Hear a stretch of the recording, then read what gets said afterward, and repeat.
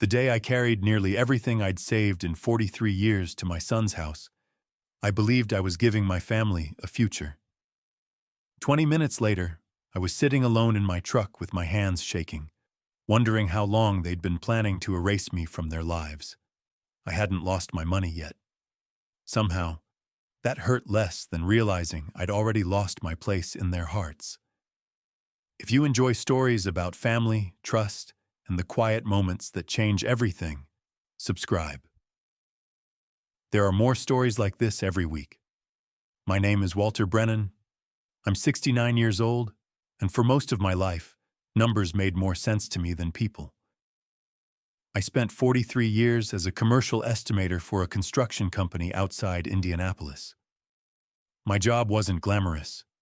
I never wore expensive suits or shook hands with politicians. I sat behind a desk covered with blueprints, calculators, and coffee rings, figuring out what buildings would cost before anyone poured the first yard of concrete. I liked that kind of certainty. Steel cost what steel cost. Concrete cracked for understandable reasons. Budgets either balanced or they didn't. People, on the other hand, rarely followed any formula I understood, especially after my wife Helen died. Cancer took her slowly, too slowly. The last winter of her life, our kitchen became her favorite room because the morning sunlight reached the table before anywhere else in the house. One afternoon, she handed me a tiny folded piece of paper.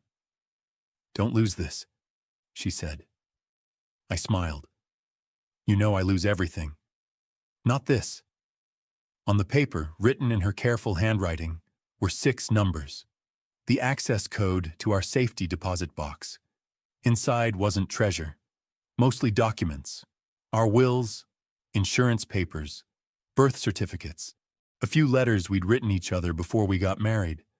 Helen could have taped the code inside a cabinet or saved it in her phone.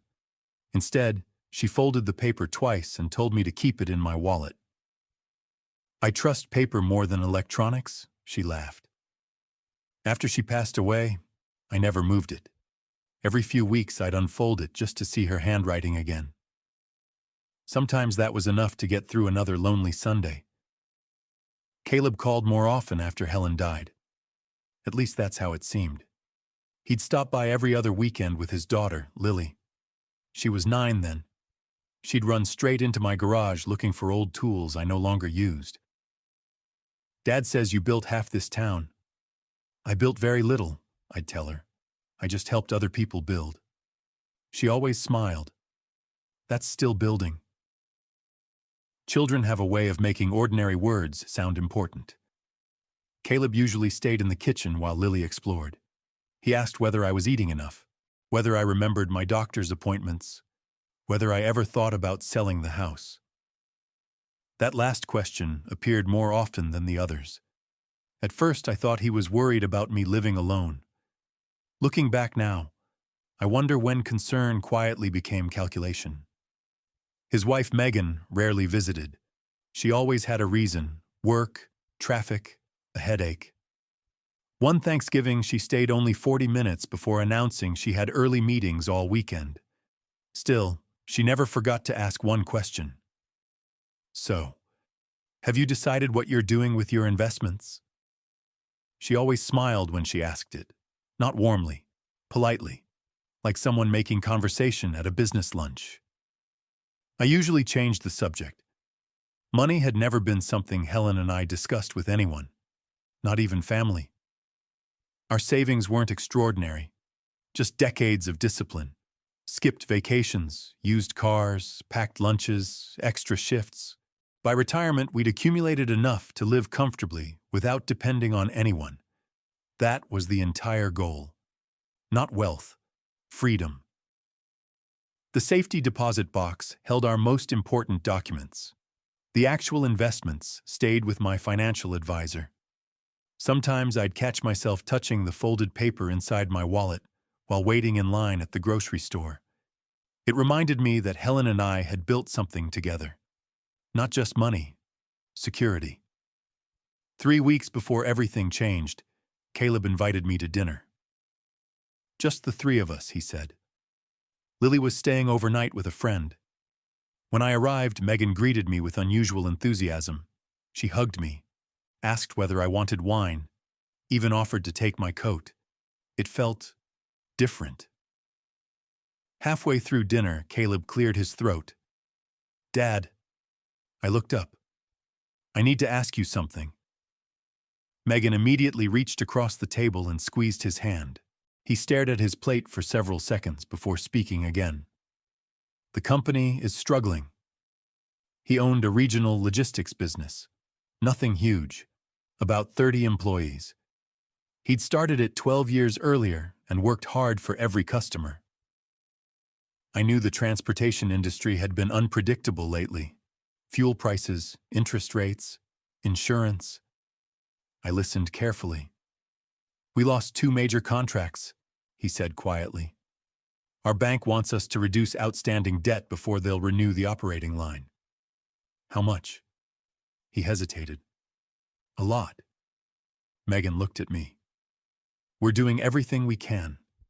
We've cut salaries. We sold 2 trucks. We even stopped paying ourselves." She sounded exhausted. Caleb nodded slowly. "If we can't stabilize things..." He didn't finish. He didn't need to. 30 families depended on that business. I knew exactly what unemployment felt like because my own father lost everything during a recession when I was 12. That fear never really leaves you. I asked questions for nearly an hour. Cash flow, loans, accounts receivable, equipment. He had answers for all of them. Detailed answers. Almost too detailed. When dinner ended, Megan packed leftovers for me. She had never done that before. As I drove home, I kept hearing Helen's voice. "Help when you can. Just don't let kindness replace judgment." The following Tuesday, Caleb called again. His voice sounded strained. "Dad, the bank moved up the deadline." "What happened?" "They want proof we'll have additional capital within 10 days. "I thought you had another month." "So did we." He was quiet for a long moment. I don't know who else to ask. I barely slept that night. The folded paper stayed on my nightstand instead of inside my wallet. Before sunrise, I unfolded it, ran my thumb gently across Helen's handwriting. 6 simple numbers. I whispered into the empty room. "I wish you were here." By Thursday morning, I'd made my decision. I met with my financial advisor. We discussed taxes, withdrawal penalties, investment timing. He asked twice whether I felt pressured. I answered honestly, no. Because at that moment, I truly believed I was choosing freely. As I left the office, the cashier handed me a sealed envelope containing the certified banking documents Caleb would need. Nearly everything Helen and I had spent a lifetime building was now represented by a stack of papers resting under my arm. I drove straight toward my son's neighborhood. Halfway there, I reached into my pocket and touched the folded paper with Helen's handwriting. For reasons I couldn't explain, I suddenly couldn't bring myself to walk directly to the front door.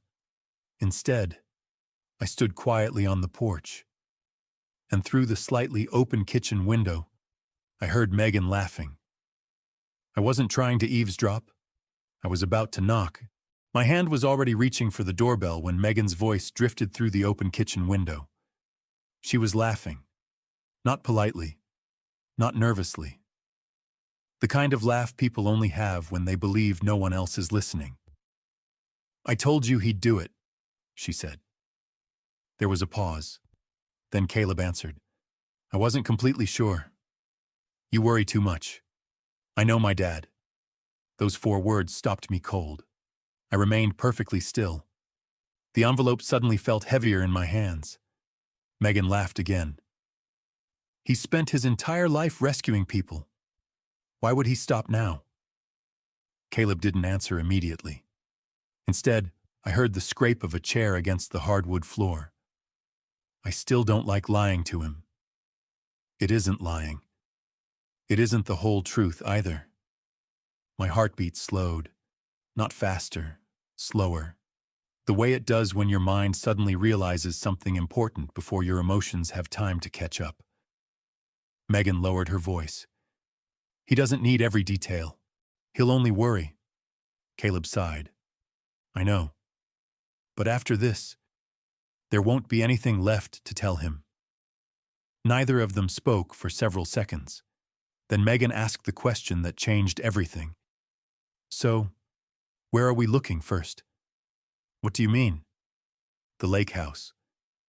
You said that one had the private dock. Caleb chuckled. If everything works out, it will. And the SUV? We deserve something reliable. I stared at the envelope. Reliable. They weren't talking about saving a business. They were already talking about spending money they hadn't received. I told myself I had misunderstood.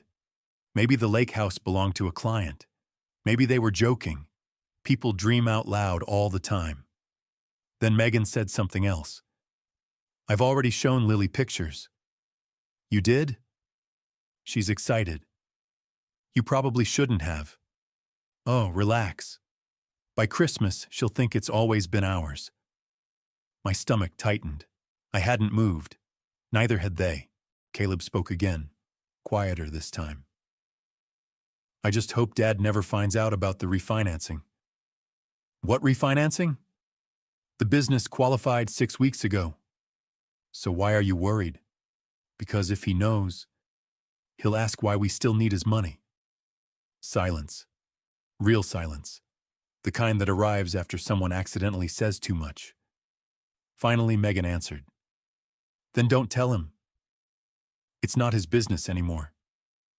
He'll never read the paperwork. I looked down at the sealed envelope. For the first time since Helen died, I heard her voice as clearly as if she were standing beside me. Kindness should never replace judgment. My fingers slipped into my jacket pocket. I unfolded the small piece of paper. 6 handwritten numbers. The corners had become soft after years inside my wallet. I stared at Helen's handwriting for only a second before folding it again. Something inside me settled. Not anger, not revenge, just clarity. I quietly stepped backward off the porch. One careful step, then another. The wooden boards never creaked. By the time I reached my truck, no one inside had realized I'd been there. I sat behind the steering wheel for nearly 5 minutes. The envelope rested on the passenger seat. I didn't open it, didn't touch it, didn't start the engine. Instead, I asked myself one simple question. What if everything I just heard had an innocent explanation? I owed Caleb that much. He was still my son. I wasn't going to accuse him because of one overheard conversation, but I also wasn't going to hand over my life savings without understanding the whole picture. I started the truck. Instead of driving home, I drove back to my financial advisor's office. Nathan Cole looked surprised when I walked in again. I thought you were headed to your son's place. So did I. He noticed the envelope still under my arm. You didn't give it to him? No. He leaned back. Something happen? I hesitated. I need you to answer one question. If you can. He nodded. If someone tells me their business is about to collapse, but they refinanced their commercial debt 6 weeks earlier, would that make sense? Nathan didn't answer immediately. Instead, he asked his own question. Did they actually refinance? I don't know. I only heard someone mention it. He folded his hands together. If they secured refinancing recently, then the situation may not be as urgent as they've described. May? There are circumstances where both things can be true. But there are also circumstances where someone isn't being completely transparent. He slid the envelope back toward me. Walter, before you move this kind of money, you should understand exactly why it's needed. That sounded reasonable. Not suspicious. Reasonable. I don't want to think the worst about my son. I'm not asking you to. I'm asking you to verify before you sacrifice. Those words stayed with me all afternoon. That evening, Caleb called. "Dad, I was expecting you. I'm sorry I couldn't make it today. I got delayed." I looked at the envelope still sitting unopened on my dining table. "No problem. When can I stop by?" "Tomorrow?" I closed my eyes. "Actually, I've got a doctor's appointment." Another lie. One I hated telling. "No worries," he replied quickly. "The day after? I'll let you know." He sounded disappointed, but not heartbroken. After we hung up, I walked into the kitchen. The house felt unusually quiet. I opened the drawer where Helen kept recipe cards. Without thinking, I placed the folded paper with the 6-digit code beside them. Then I made coffee. It had gone cold before I drank a single sip. The next morning, my phone rang at 8:12. It was my younger sister, Judith. We talked every Wednesday, mostly about ordinary things. Her garden, my blood pressure, the weather. Before hanging up, she casually asked, "How's Caleb?" I smiled. "Why?" "He called me yesterday." That caught my attention. "What did he want?" "He asked whether you've ever talked about moving into a retirement community." My hand froze around the coffee mug. "What exactly did he say?" Judith hesitated. "I probably shouldn't repeat it." "I'd rather you did." She sighed softly. "He said living alone has become difficult for you. He wondered whether the family should start making plans." I looked across the kitchen toward Helen's empty chair. I never told him I wanted to leave this house. I figured. Another pause. "Walter, is everything all right?" For the first time, I wasn't sure how to answer, because one overheard conversation could have been a misunderstanding. Two separate conversations rarely were. I spent the next 2 days trying to convince myself I was overreacting. People said careless things. Families misunderstood each other. Businesses hid bad news from employees all the time. I kept searching for an explanation that would allow me to look my son in the eye without questioning everything he said. But every answer I came up with required me to ignore something I'd already heard. By Friday morning, I realized I wasn't looking for the truth anymore. I was looking for permission to avoid it. At 9:30, I drove to the bank. The folded piece of paper with Helen's handwriting was back inside my wallet. As I walked through the lobby, I touched it without thinking. 6 numbers. The same 6 numbers she'd written almost 10 years earlier. I wasn't opening the safety deposit box because I needed anything inside. I simply wanted to sit somewhere quiet, somewhere that still felt connected to the life we'd built together. The manager recognized me immediately. "Good morning, Mr. Brennan." "Morning." He led me to the private vault hallway. The familiar metal door opened with its heavy click. A few minutes later, I was sitting alone in a small room with our safety deposit box resting on the table. Inside were exactly what Helen had promised: insurance papers, birth certificates, old photographs, 2 handwritten letters tied together with a faded blue ribbon. I smiled. Helen always tied everything with blue ribbon, even birthday presents. Under the letters was a small envelope with my name written across the front. I didn't remember seeing it before. Maybe I had. Maybe grief had hidden it from me. I carefully opened it. Inside was a single sheet of paper. "Walter, if you're reading this without me, you've probably spent too much time worrying about everyone else again. Promise me one thing. Never make a decision because you're afraid someone will stop loving you if you say no. People who truly love you don't measure your worth by what you can give them." I folded the letter slowly. For several minutes, I couldn't move. Helen had always known me better than I knew myself. She understood that my greatest weakness wasn't generosity. It was guilt. I blamed myself for things that weren't mine to carry. I locked the box and left the bank feeling lighter than I had in weeks. Not because my problems were solved, because I finally knew what I needed to do. Verify. Nothing more. Nothing less. That afternoon, I called Caleb. Can we go over the numbers together? There was a brief silence. What numbers? The business. I'd like to understand everything before I make a decision. Another pause. Then he laughed. Dad, you'd be bored to death. I worked with budgets for 40 years. I know. But these reports are complicated. I'll manage. His tone changed almost immediately. I've already explained the important parts. I'm sure you have. I'd still like to see the financial statements. I'll have to ask my accountant. That surprised me. Why? They're confidential. I frowned. They're confidential from the man you're asking to finance the company? I didn't mean it like that. Then how did you mean it? He didn't answer.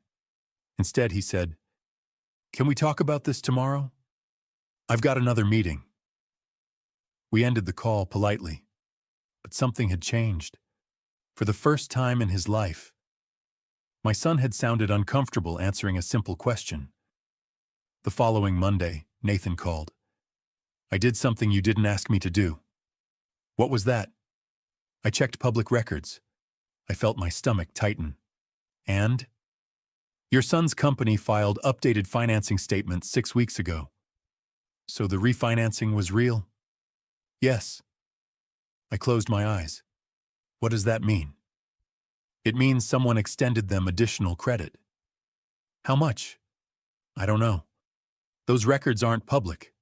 But I can tell you one thing. They weren't being shut down that week. I thanked him and hung up. I didn't feel angry. Not yet. Mostly confused. If the company had secured financing, why had Caleb made everything sound so desperate? I still wasn't ready to accuse him of lying. There were too many missing pieces. Late Tuesday afternoon, I decided to visit the business myself. Not to confront anyone. Just to see how things looked. The parking lot was almost full. Delivery trucks came and went every few minutes. Employees laughed outside during their break. No one looked like they expected the company to disappear by the end of the week. Inside, the receptionist smiled warmly. Mr. Brennan. Nice to see you. You here to surprise Caleb? Something like that. She stood. I'm afraid he's out. No problem. I'll come back. As I turned toward the door, a familiar voice stopped me. Walter? I turned around. It was David Mercer, Caleb's former business partner. I hadn't seen him in almost 3 years. We shook hands. You've got a minute? He asked. Of course. We walked to the small coffee shop across the street. For several minutes, we talked about retirement, fishing, grandchildren, ordinary things. Then David looked at me carefully. I almost called you last month. Why didn't you? I wasn't sure it was my place. My heartbeat quickened. What happened? He stirred his coffee without drinking it. Caleb bought my shares. I know. No. I mean completely. I frowned. I thought you sold those 2 years ago. I sold half. He bought the rest last month. That didn't make sense. Last month? David nodded. It took us weeks to negotiate. I stared at him. That must have cost a fortune. It wasn't cheap. The coffee suddenly tasted bitter. When exactly did this happen? The paperwork closed. He thought for a moment. About 5 weeks ago. 5 weeks. Almost exactly when Caleb told me the company was supposedly fighting for survival. I tried to keep my voice steady. Business must be doing better than I realized. David gave me a puzzled look. I assumed you knew. Knew what? Caleb said he finally wanted complete control. He told me he had the financing. My fingers tightened around the coffee cup. The financing. The same financing he'd claimed wasn't enough to save the company. David leaned forward. Walter, you didn't help pay for the buyout. Did you? I couldn't answer, because I suddenly remembered Megan's words through the kitchen window. He'll never read the paperwork. For the first time, I began to wonder whether I had never been asked to save my son's business at all. I had simply been asked to pay for his plans. I drove home without turning on the radio. The silence suited me better. David hadn't accused Caleb of anything. He'd simply answered my questions. That made his words harder to dismiss. A company on the verge of collapse doesn't usually spend millions buying out a partner. Maybe Caleb had another explanation. Maybe there was a loan I didn't understand. Maybe the timing only looked suspicious. I wanted one reason to believe my son. Just one. When I pulled into my driveway, I sat in the truck for another 10 minutes. My wallet was still in my jacket pocket. I took out the folded piece of paper with Helen's handwriting. 6 numbers. I unfolded it, then folded it again. Somehow, touching that small piece of paper reminded me not to make decisions while I was angry. Helen used to say something whenever we argued. Facts first, feelings afterward. I repeated those words out loud. Facts first. The next morning, I called Caleb. We need to talk. Sure. At my house. When? Tonight. He agreed immediately. That surprised me. For a moment, I wondered if I'd imagined everything. At exactly 6:30, his SUV pulled into my driveway. He came alone. Megan wasn't with him. He walked into the kitchen carrying 2 coffees. Thought I'd bring your favorite. Thanks. Neither of us touched the cups. He looked tired, older than I remembered. Maybe he'd stopped sleeping, or maybe I was finally noticing things I'd ignored before. So, he said, what did you want to talk about? I reached into a folder on the table. I ran into David yesterday. His smile disappeared. Oh. He told me you bought his remaining shares. Caleb nodded slowly. Yeah. Congratulations. Thanks. When were you going to tell me? I don't know. It wasn't really important. I looked at him for several seconds. It cost a lot of money. It did. And you managed to finance it. He rubbed the back of his neck. Eventually. I thought the business couldn't get financing. His eyes dropped to the table. It's complicated. Help me understand. Another long silence. Finally, he leaned back. The refinancing covered part of it. Only part? Yes. And the rest? I've been moving money around. What money? He looked directly at me. I was hoping yours. There it was. Not an explanation. An expectation. I kept my voice calm. So the business wasn't about to close. It wasn't that simple. Were 30 employees about to lose their jobs? He hesitated. If cash flow got worse. Answer the question. No. The word hung between us. Small, quiet, devastating. No. He immediately continued. Dad, listen. But I held up my hand. You told me payroll was in danger. It could have been. You told me the bank was about to shut you down.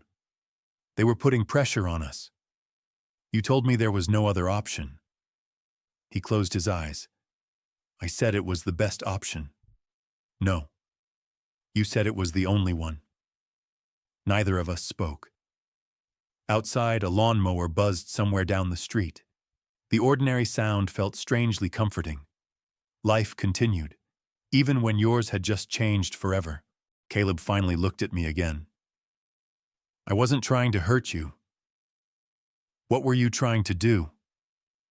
I wanted to protect what I built. By risking everything your mother and I built? His shoulders slumped.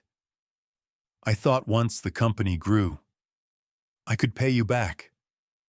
I never intended to keep it. I believed that part. He probably had planned to repay me someday. That didn't erase the deception. You should have trusted me with the truth. I was afraid you'd say no. I smiled sadly. You never gave me the chance. His face tightened.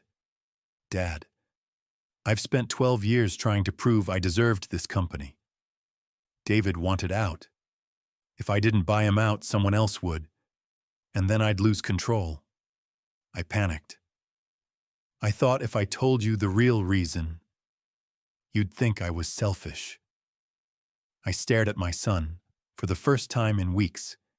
He was finally telling me the truth. Not all of it, but enough. You know what hurts the most? I asked quietly. He shook his head. It isn't the money.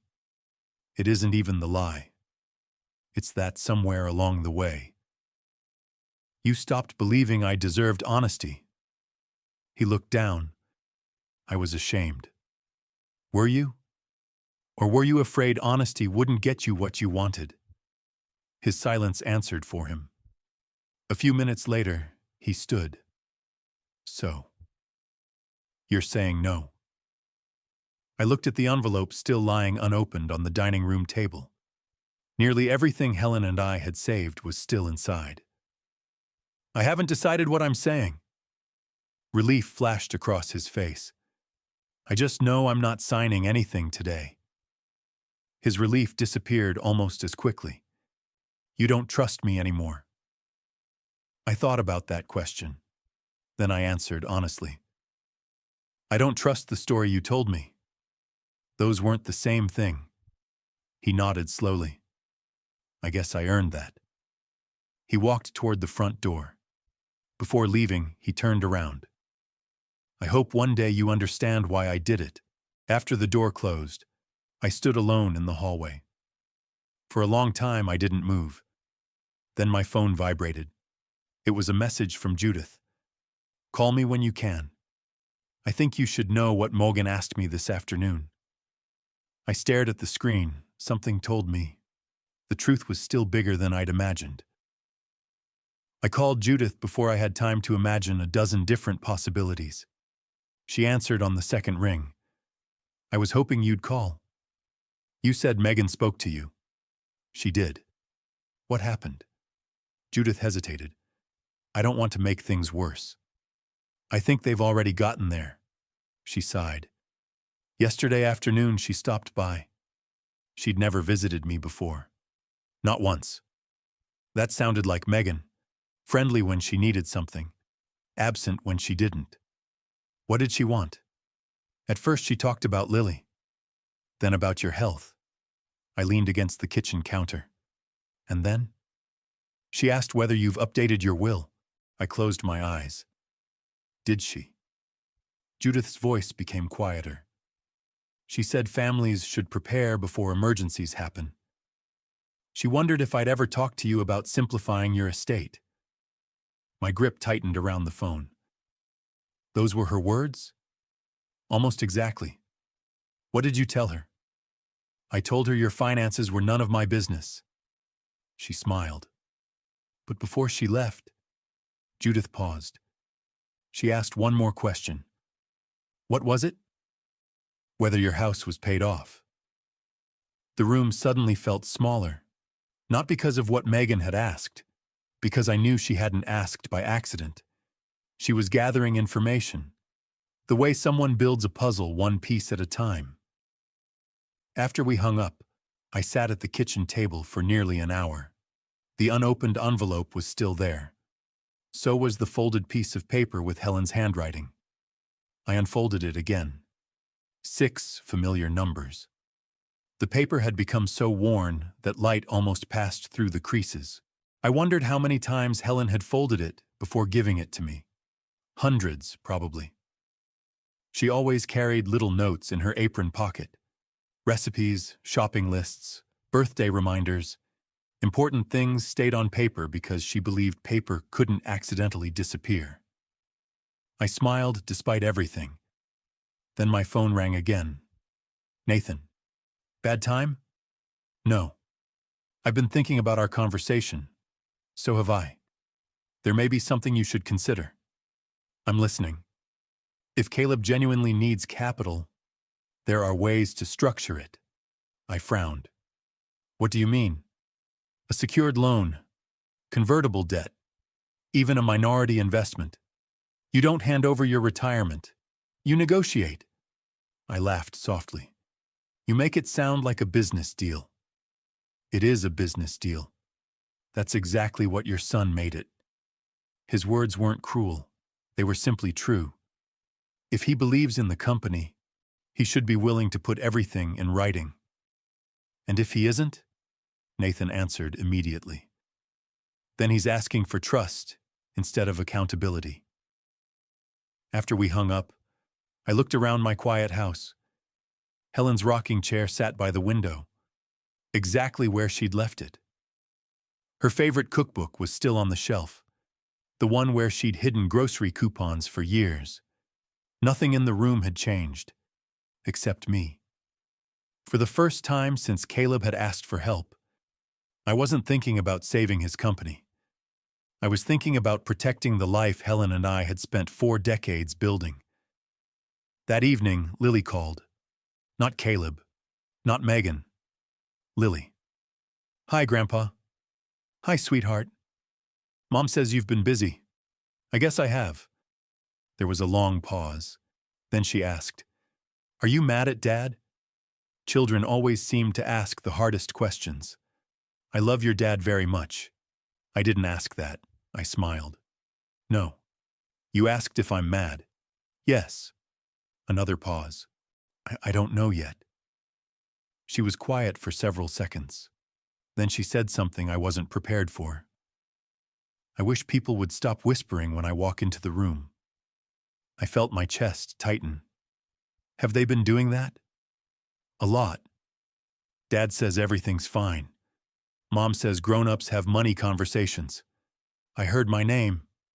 And yours. I closed my eyes. Lily.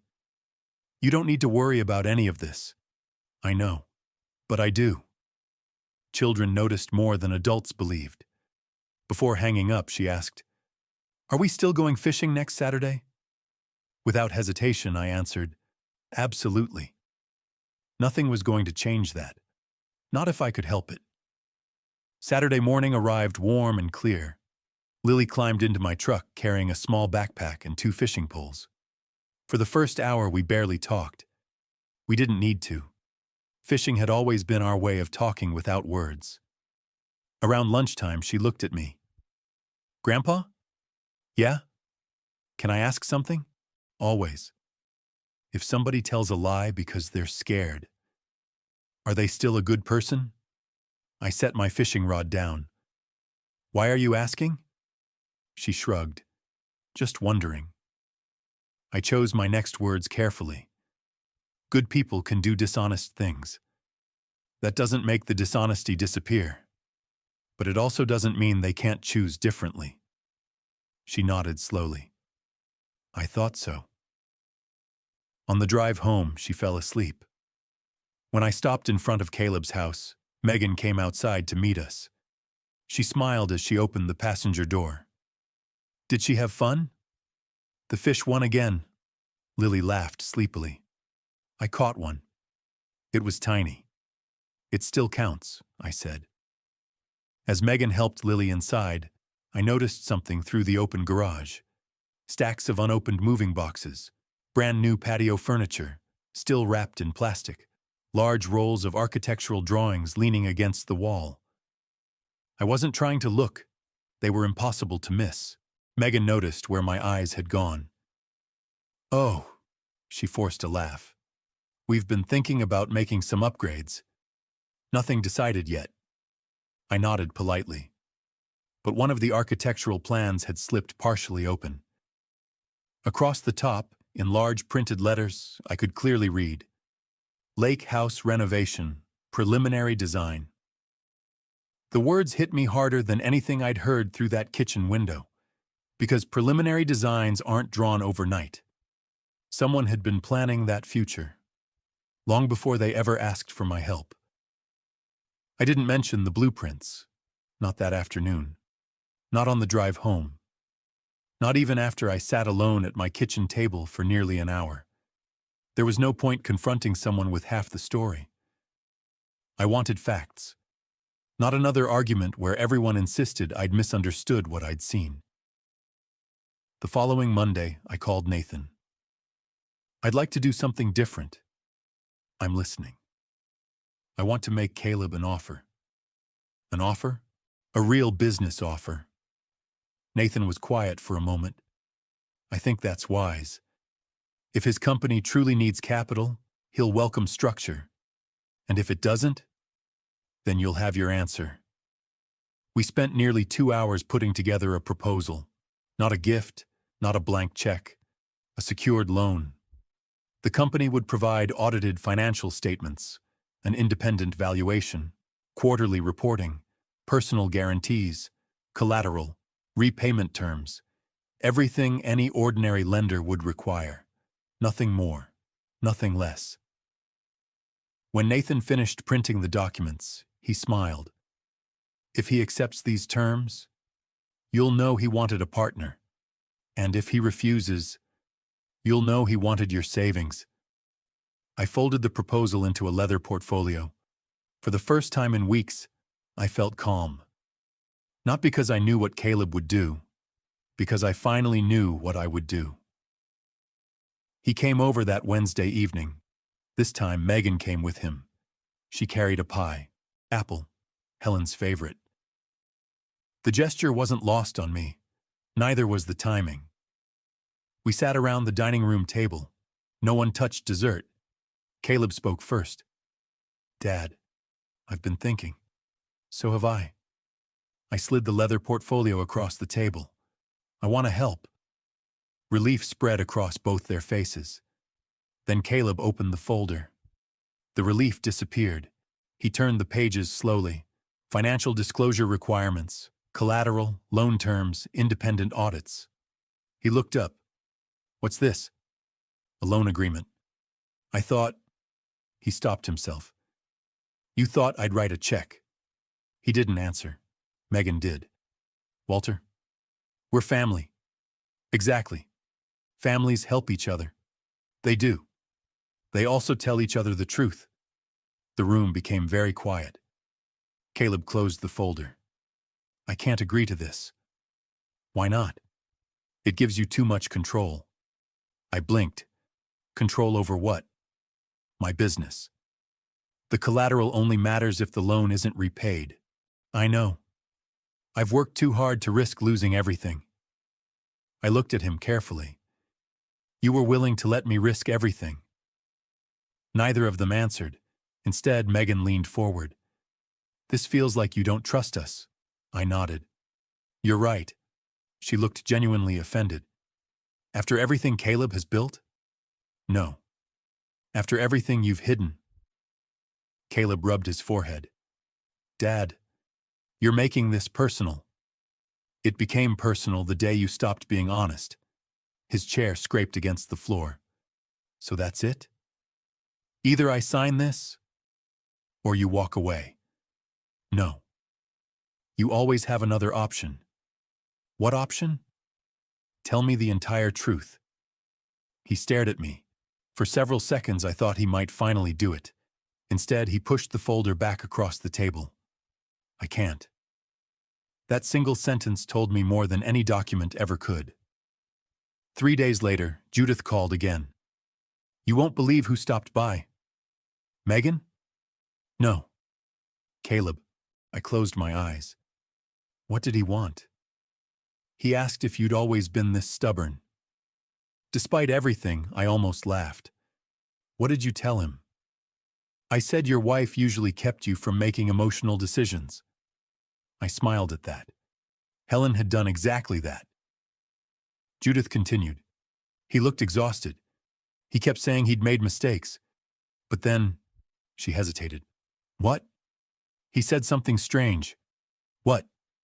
Dad doesn't understand what's at stake. I frowned. That's all? No. Then he said, if this falls apart now, Megan will never forgive me. Those words stayed with me long after we hung up. For the first time, I wondered whether this had ever really been about the business, or whether Caleb had become trapped trying to live up to promises he never should have made. The answer arrived on its own. The next Tuesday, I received an unexpected phone call. Mr. Brennan? Yes. My name is Karen Ellis.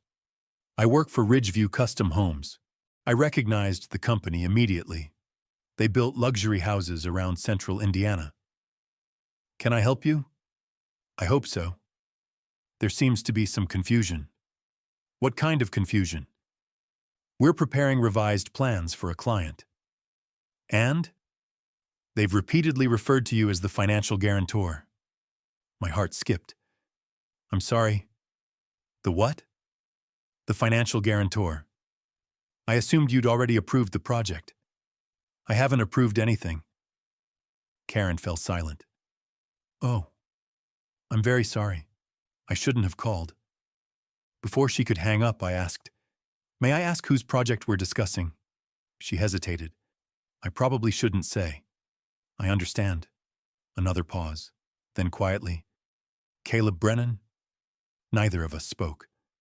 Finally, she added, I'm afraid someone may have misunderstood your involvement.